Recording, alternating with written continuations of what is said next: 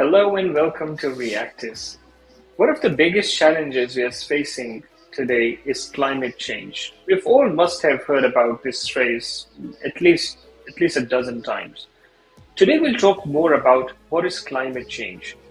And I have the pleasure of introducing Lester and Syed, who are on board with us at Reactice Studios. Hi gentlemen, and we'll start with Syed. Syed, can you talk to us a little bit about what is climate change and some of the terminologies associated with climate change? Sure, Faisal. First of all, let me thank you for having me on today's session. And to answer your question, let me put it this way.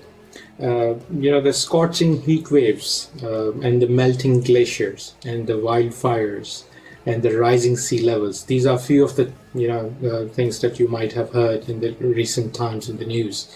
These are some of the consequences that we are facing due to the climate change, and they already have hit us very hard, and they are going to hit us much harder in times to come.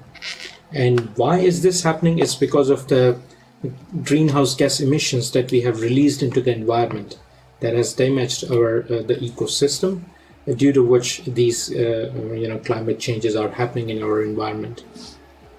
To avoid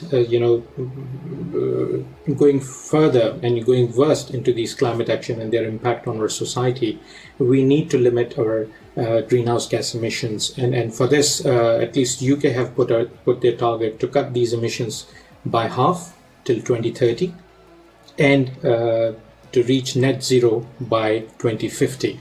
So that's an overarching picture of the climate change and its impact.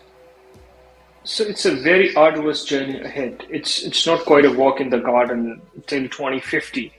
When we talk about collective response, we talk about how our organizations can react to climate change and what could be the best leadership approach towards climate change. So I'll come to Lester. And Lester, would you talk to us a little about the leadership response to climate change?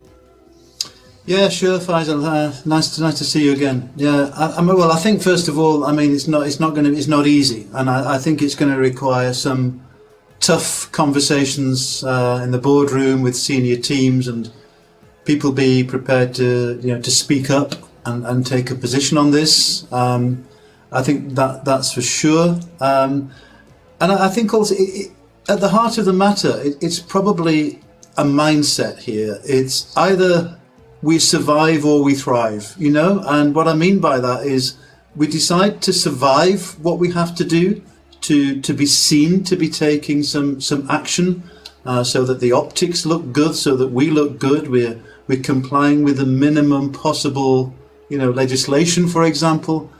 And thriving would be to say, okay, how can we make the best of this? How can we redefine what we mean by success for our organization? Traditionally, success was perhaps delivering, financial value to our stakeholders and our share price. This is something different. This is about delivering value back to society in the form of, intelligent, sustainable responses. So I think at the heart of the matter, we have to decide which game are we in? Are we in surviving or are we in thriving? Syed, you have experience of working in this industry since a long time. What challenges have you seen, specifically if we talk about organizations and how it is being tackled by the leaders in our organizations? Sure.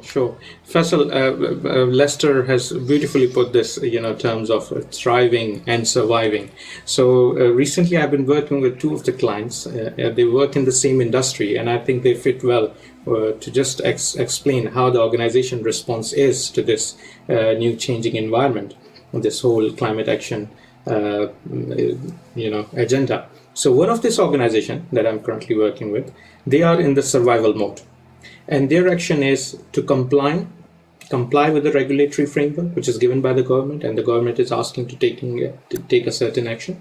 And they are in this mode that they would dedicate certain resources, they will hire certain human resources to this job, they would put some policies out, comply with the regulatory framework, and that's it. At the same time, there is another client I'm working. They both are in the same industry, just to remind. And this client is working on the thriving mode. What they have done is like they have put out a target that they will be net zero by 2045. But at the same time, they have not stopped there. Now they are going one step further. What they are doing is like they are making net zero part of their business growth plan. And they are positioning themselves as a company that will help their clients to become net zero. Not only they will reduce their emissions, but rather becoming a net zero and helping other clients to become net zero. Now they are making a whole business case out of it. And that's what I would relate with what Lester said, that, that's the survival mode and that's the thriving mode. Yeah, I think if I just may add to what was said there, Faisal, I think it is interesting. I think you can describe the organisational cultures that you need as either one of compliance or commitment, if you want to describe it in those terms. A compliance culture which is obeying the rules, doing the minimum, not getting found out, etc. A commitment culture is when we say, okay, let's make the most of this. How do we really exploit this opportunity for the benefit of everybody? How do we empower people in the organisation to come up with their ideas for, sustainable projects? How do we use it as an opportunity to include people, to enrich the work that they do? So we make it part of business. And it's that difference in, again, what kind of culture. Leaders are there to create a culture, to deliver on the goals of the business. So what kind of culture do they want to create? And what does that mean in terms of leadership behaviours and practices?